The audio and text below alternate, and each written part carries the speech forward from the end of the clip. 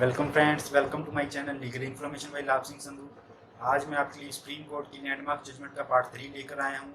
इससे पहले दो पार्ट्स में मैं रीवेरिफरी case, Shankari Prasad versus union of India, Sajjan Singh versus state of Rajasthan, Golaknath versus state of Punjab और Kesavananda Bharati versus state of Kerala cases discuss कर चुका हूँ। आज मैं आपसे जो जजमेंट डिस्कस करने वाला हूँ वो बहुत ही इंपॉर्टेंट जजमेंट्स हैं। ये ऐसी जजमेंट हैं जिन्होंने बेसिक फीचर के कंसेप्ट को एक्सटेंड कर दिया था। लेकिन इससे पहले मेरी एक रिक्वेस्ट है कि अगर आपको ये वीडियो अच्छी लगे तो आप मेरी वीडियो को लाइक करें और मेरे चैनल को सब्सक्राइब करें। सो फ्रेंड्स, मेरी पहली जजमेंट है इंदिरा नेहरू गांधी वर्सेस राज नारायण। ये जो जजमेंट है इंदिरा नेहरू गांधी के इलेक्शन से रिलेटेड है। उनका जो इलेक्शन है वो राज नारायण जी ने कोर्ट में चैलेंज कर दिया था। इंदिरा नेहरू गांधी वर्सेस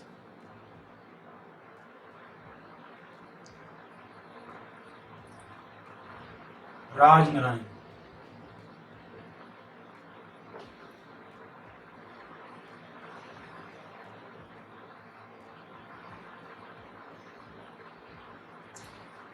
ये केस रिलेटेड है 39th अमेंडमेंट से।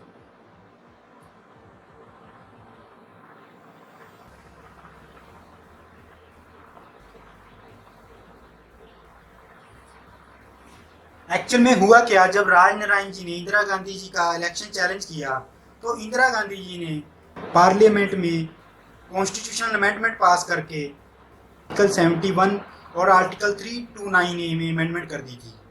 ये उन्होंने इसलिए किया क्योंकि उनका इलेक्शन चैलेंज ही ना हो सके। एक्चुअल में उन्होंने जुडिशियल रिव्यू की पावर को एक्सक्लूड कर दिया था।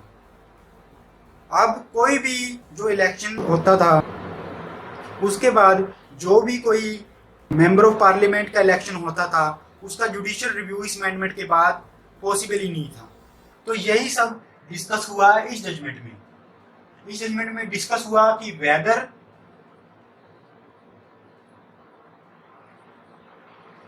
जुडिशियल रिव्यू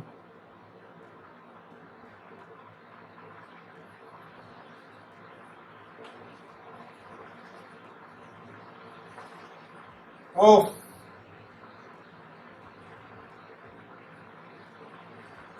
election petition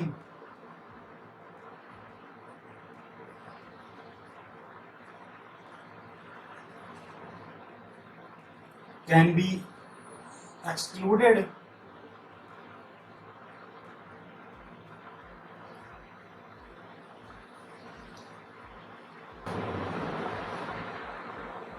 तो फर्स्ट जो इसमें चैलेंज हुआ था वो था article 71।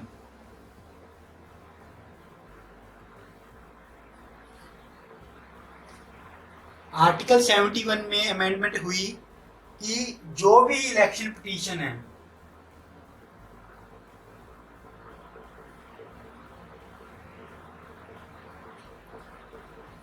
Related to election of president,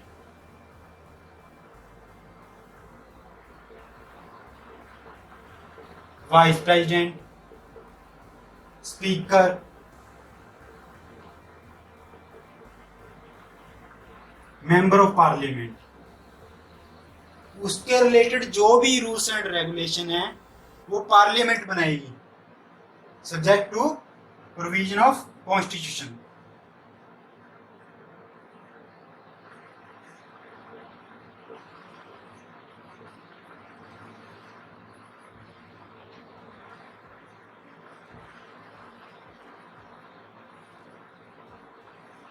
और आर्टिकल 329 में ए में अमेंडमेंट हुई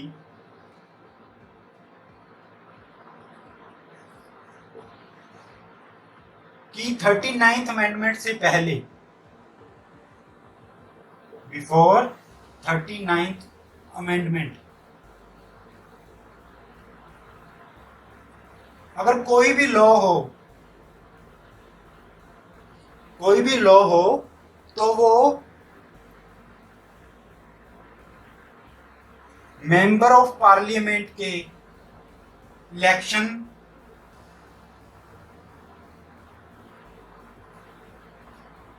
पर एप्लीकेबल नहीं होगा।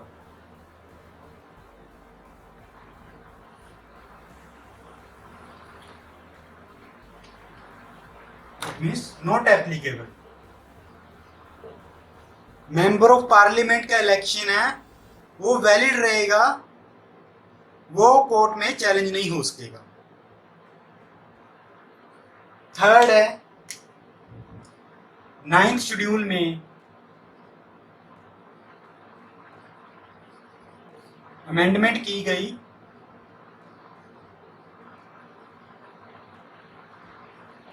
और न्यू एंट्री की गई 87 to 124 representation of people act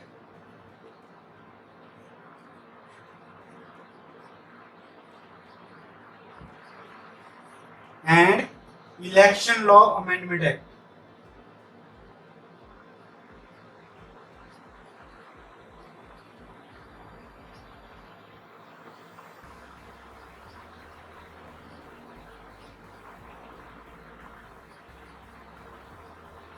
was added. It means 9th schedule में एंट्री 87 से लेके 124 में रिप्रेजेंटेशन ऑफ पीपल एक्ट की अमेंडमेंट और election law amendment act was added. 9th schedule क्या है? 9th शेड्यूल ऑफ कॉन्स्टिट्यूशन ऐसा है जिसमें अगर कोई भी एक्ट ऐड कर दिया जाए तो even that act is violative of fundamental rights और part 3 then also it remain valid.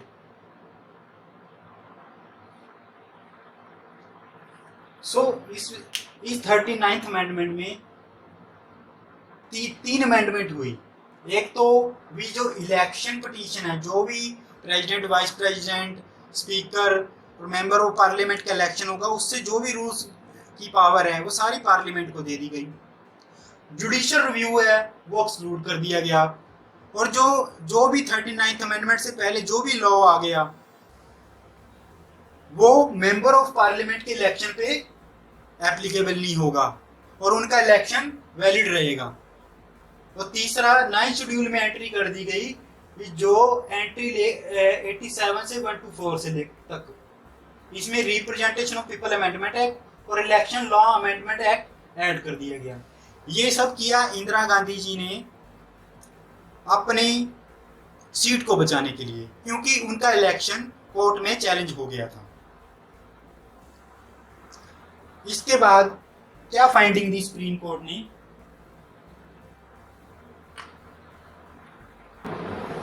इसके बाद सुप्रीम कोर्ट के कॉन्स्टिट्यूशनल बेंच ने फाइंडिंग दी कि ये जो अमेंडमेंट की गई है it is violative of basic structure. Supreme court ने क्या हेल्ड किया? First, it violets basic structure.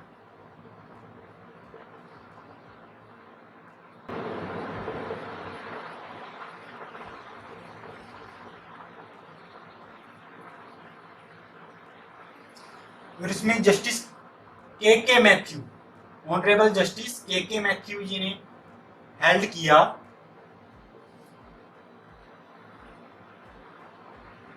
कि article 329A violets basic feature of constitution.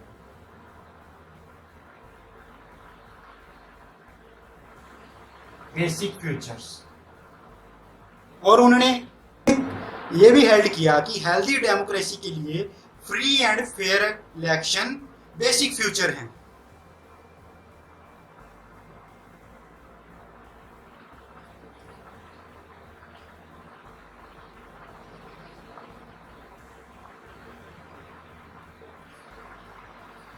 Free and fair election क्या है? Basic future.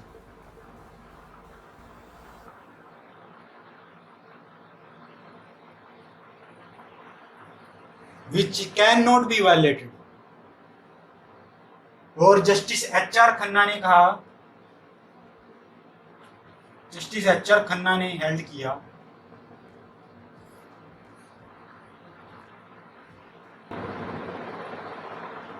तो जस्टिस HR खन्ना ने भी हेल्ड किया कि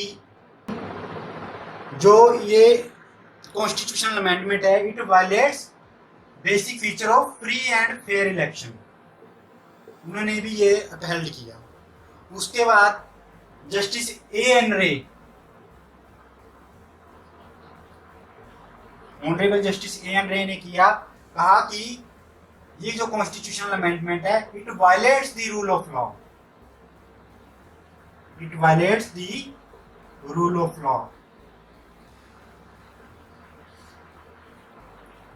justice YV Chandrachud, honourable justice YV Chandrachud ने हेल्ड किया ये कॉन्स्टिट्यूशनल अमेंडमेंट है it violates the basic feature of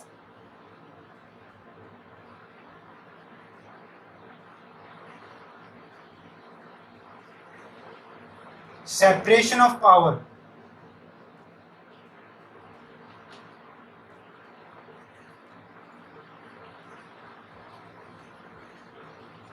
because ये जुडिशियल रिव्यू की पावर थी वो पार्लियामेंट ने जुडिशरी से लेकर अपने पास कर ली थी आर्टिकल 71 के थ्रू। इसलिए जस्टिस वाईवी चंद्रचूड़ ने यह हेल्ड किया कि ये बेसिक फीचर जो सेपरेशन ऑफ पावर का जो बेसिक फीचर है जो जुडिशरी के पास होना चाहिए वो इस कॉन्स्टिट्यूशनल अमेंडमेंट ने वायलेट किया है।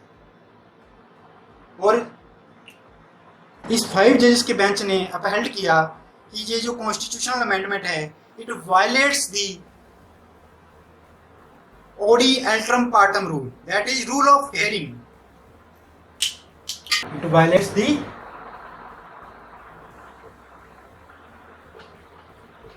Rule of hearing.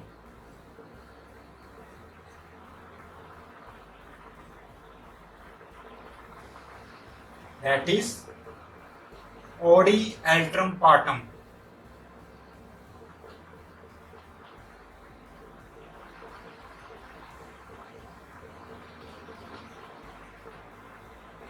Which is principle of natural justice. Next judgments है friends, Minerva Mill versus Union of India.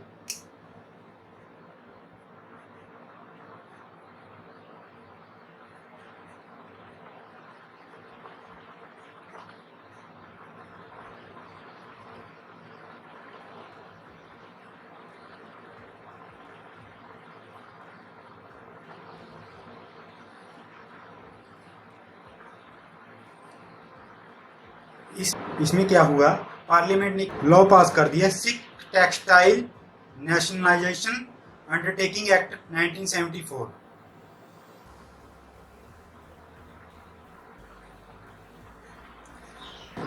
इस एक्ट के अंडर सेंट्रल गवर्नमेंट ने इस एक्ट के अंदर सेंट्रल गवर्नमेंट ने एक कमेटी अपॉइंट कर दी to see the management of Minerva mill whose production got fall. Actual में इसकी प्रोडक्शन जो थी वो कम हो गई थी, इसके लिए सेंट्रल गवर्नमेंट ने कमेटी अपॉइंट की और उसके बाद इस कमेटी की रिपोर्ट आने के बाद सेंट्रल गवर्नमेंट ने इस मिल की मैनेजमेंट अपने अंडर ले ली थी। तब इस केस में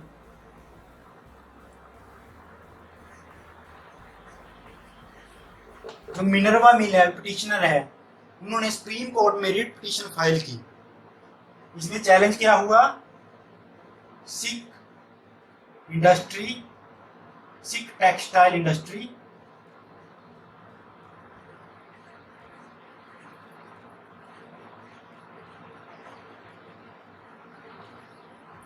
nationalisation act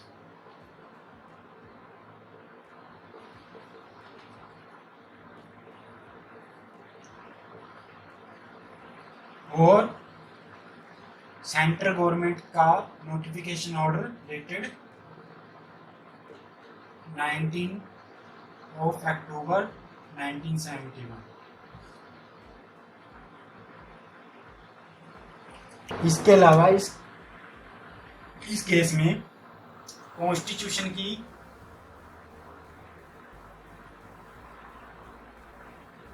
42nd amendment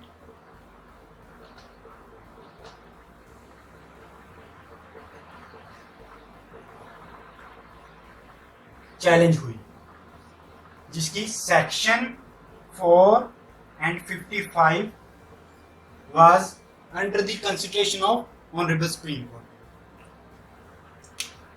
supreme court ने ये एक्ट को कंसीडर किया।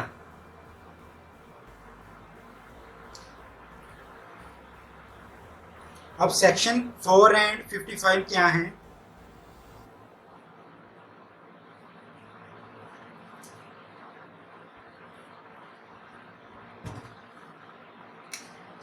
Section 4 of constitutional amendment act of 42nd, जो 42nd कॉन्स्टिट्यूशनल अमेंडमेंट की सेक्शन 4 क्या है? इसमें आर्टिकल 31C को अमेंड किया गया।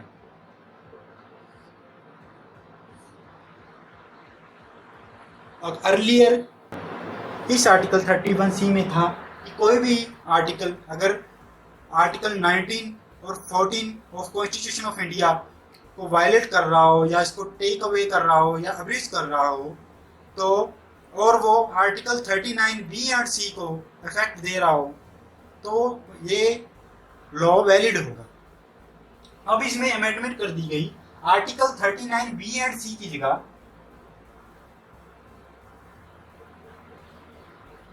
Article 39 clause B and C की जगह पार्ट 4 ऑफ कॉन्स्टिट्यूशन ऐड कर दिया गया।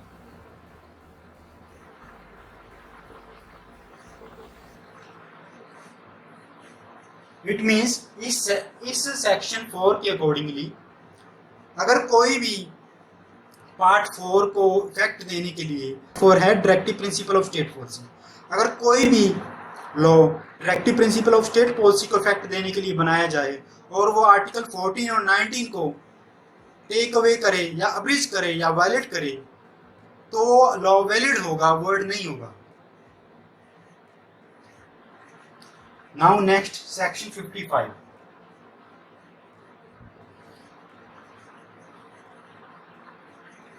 Of 42nd constitutional amendment. इसमें आर्टिकल 368 में क्लॉज 4 और 5 ऐड किया गया। अकॉर्डिंग टू आर्टिकल 368(4) अगर कोई भी अमेंडमेंट कॉन्स्टिट्यूशन में होगी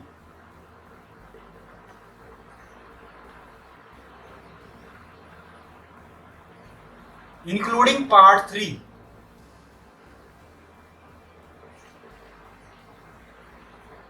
ऑफ कॉन्स्टिट्यूशन, आर्टिकल 368(4) में क्या ऐड किया गया? कोई भी अमेंडमेंट कॉन्स्टिट्यूशन में होगी जो जिसमें पार्ट 3 इंक्लूड है, और कोई भी कॉन्स्टिट्यूशनल अमेंडमेंट इंक्लूडिंग पार्ट 3 अगर ऐड होती है तो उसको किसी भी कोर्ट में चैलेंज नहीं किया जा सकता। It can not B challenged in any court.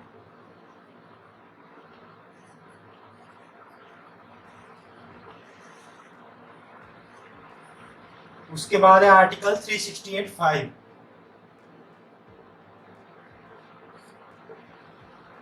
इसमें ऐड कर दिया गया कि पार्लियामेंट की अमेंडमेंट पावर पे कोई लिमिटेशन नहीं है, no limitation on amending power of parliament.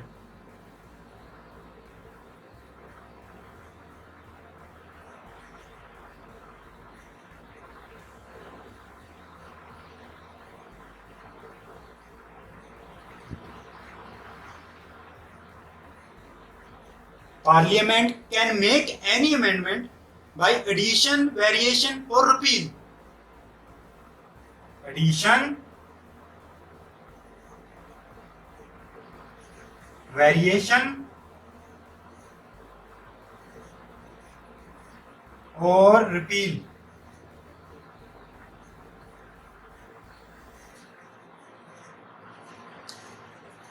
Article 368(5) में कहा गया कि पार्लियामेंट की पावर पर कोई लिमिटेशन नहीं है। Parliament can by way of addition, variation or repeal, it can amend any of provision. अब कोर्ट ने हेल्ड क्या किया, ये बहुत इंपॉर्टेंट है। कोर्ट ने फर्स्ट हेल्ड किया कि parliament has transgress his amending power. First transgress parliament transgress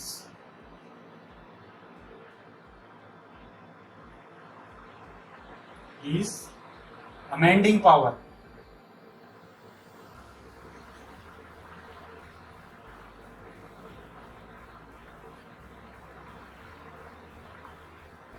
and parliament has limited power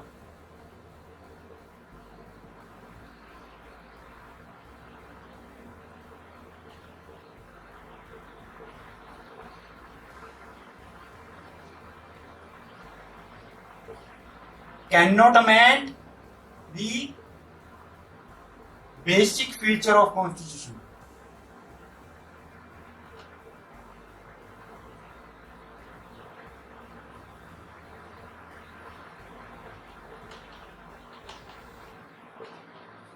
transgress का मतलब पार्लियामेंट ने अपनी लिमिट क्रॉस कर ली है। पार्लियामेंट के पास लिमिटेड पावर है और अपनी लिमिट के बाहर वो बेसिक फीचर को अमेंड नहीं कर सकती। सेकेंडली, कोर्ट ने हेल्ड किया कि जो भी कोई लॉ पार्लियामेंट बनाती है, it is subject to judicial review of honourable supreme court.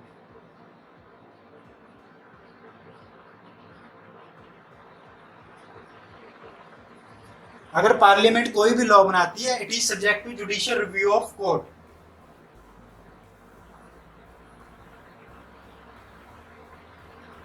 And court ने हेल्ड किया कि जुडिशियल रिव्यू है, जुडिशियल रिव्यू क्या है, basic future of Indian constitution, it can not be amended.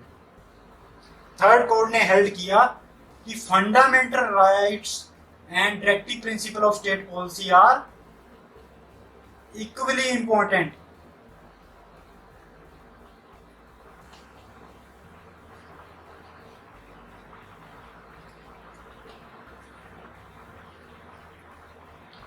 So इस केस के द्वारा कोर्ट ने हेल्ड कर दिया कि पार्लियामेंट की जो भी अमेंडिंग पावर है, it is subject to judicial review, और जुडिशियल रिव्यू एक बेसिक फ्यूचर है, it can not be amended. So इस केस के द्वारा फिर ऑनरेबल सुप्रीम कोर्ट ने बेसिक फ्यूचर की थ्योरी को एक्सटेंड कर दिया और जुडिशियल रिव्यू को भी बेसिक फ्यूचर में इंक्लूड कर दिया।